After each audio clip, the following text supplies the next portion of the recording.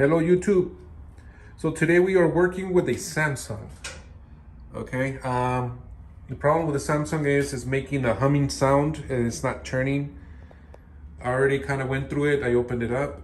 I kind of assembled it just quick enough so I can show you guys how to unassemble, just in case you guys don't know how to assemble these or unassemble these. So let me show you what it's doing, and so you know how to fix it. Okay. Okay, so you hear that humming? And it clicked, okay? So, two things. It's either something stuck where the blower is, or the motor is going bad. So I did already open it up, and I did see something in the blower. I'll show you how to check that. So just in case if you have a similar model to this Samsung's, then what you do is it has two clips right here. So you get a spatula, you open it up, and those clips will pop up. So that's when the lid will pop up open. You go through the cable, you unassemble the cable through the back, and there's a few screws you undo right there, through the top, and there's a few screws you unassemble right there, and right there, and the whole front, like you see, comes off. I already have it unassembled. I just to kind of show you how it's done. So after you remove the screws on top, you remove the cable for the door switch, and you remove the front, then this comes forward. So I'm gonna disconnect it. Remember, don't work on these because it's 220. It is a heavy shock if you do get shocked, okay? So disconnect it. Just a kind of a little note. So yeah, after you unassemble it, you remove this forward like this, and then you undo the door switch. After that, you bring this down, you pull up, okay, like that. Everything comes off, just like that. So now we're gonna check. As you can see, there's a lot of lint. All right, for this customer, there's a screw right there. I already took them off. There's another screw right there and another screw right there. So this blower compartment, you bring it down, and as you can see, you see that suck? It's completely stuck. So all we gotta do is remove it, okay, and let it turn. See, now it's turning freely. Okay, so if you check this, and there's no lint, and you can turn this freely, but you still hear that humming sound, then that means your mortars went bad, okay? What it does, it'll hum and it'll click over. Yeah, so that means the mortar's bad. If you can turn this easily. If you cannot turn this, then check the wheels inside. There's a few wheels like right behind here. There's a few other wheels on the back that carry the tub, okay? There's one right here, one right here. There's the pulley, all right, where the belt goes around.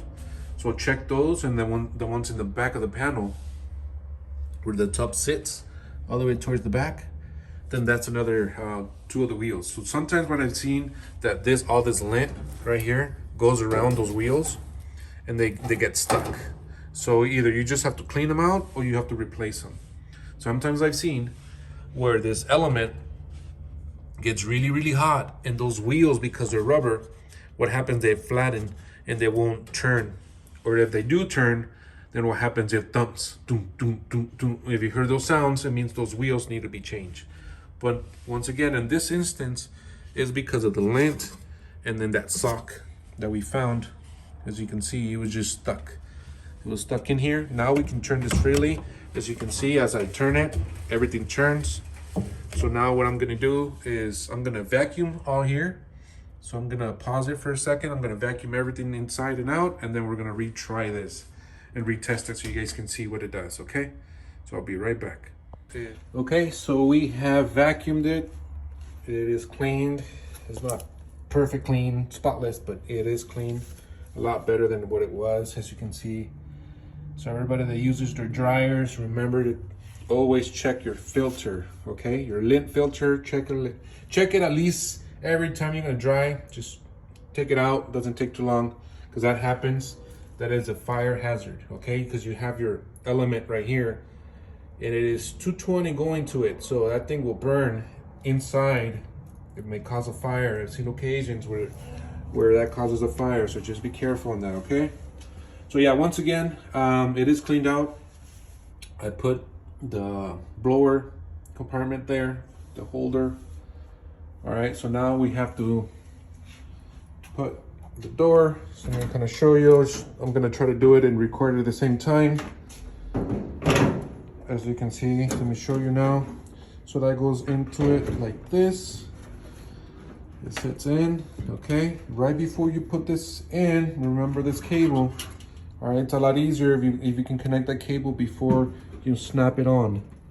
So all you do, just go ahead and put it in.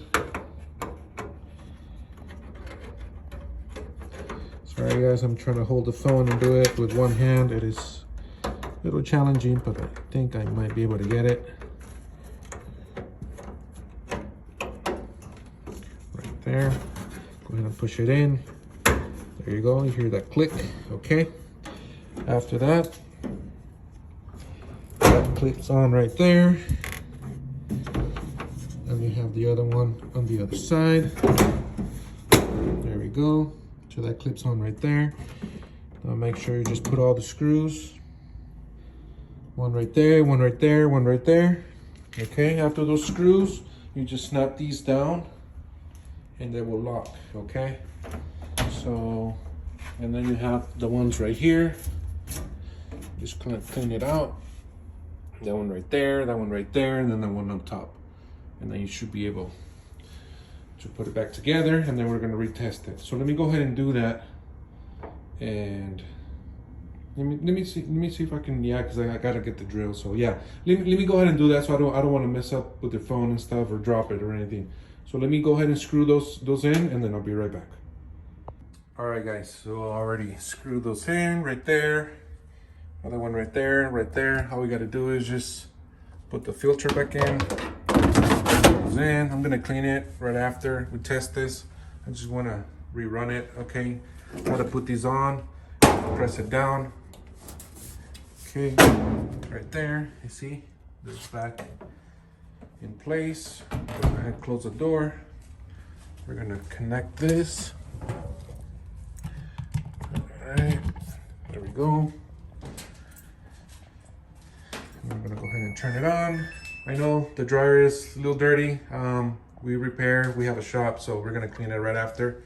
I'm just showing you guys how to fix these styles, so excuse the dirtiness on it. We're gonna go ahead and run it now. You hear a little bit of lint still on the floor, but everything came out. So we're gonna run it, make sure it heats. As you can see, no more humming sound on the mortar. The mortar seems fine.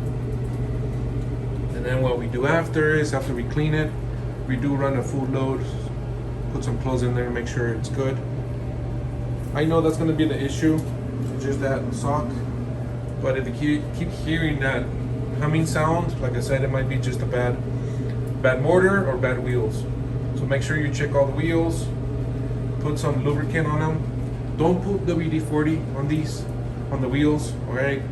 I learned that the hard way. So what it happens is, yes, WD-40 does lubricate it, but because of the heat, the WD-40 will dry and it will start squeaking all the wheels.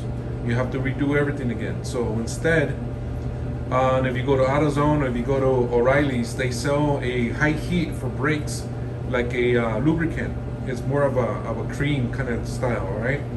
So you use those for high heat because of the element that's inside. So with that paste, what it does, it just lubricates it really good, and it won't dry, and it is high heat. It sustains the heat inside, all right? But if you put WD-40 or any other lubricants, what happens is they dry up, and all the wheels will squeak. So just to prevent that, just to kind of save you a headache, all right? Use the high heat cream or a paste. It's kind of like a paste, all right?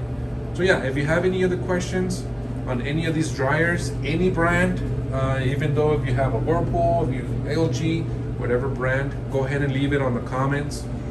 Leave a question and comments. I will answer. I've been answering as much as I can. More things are coming out.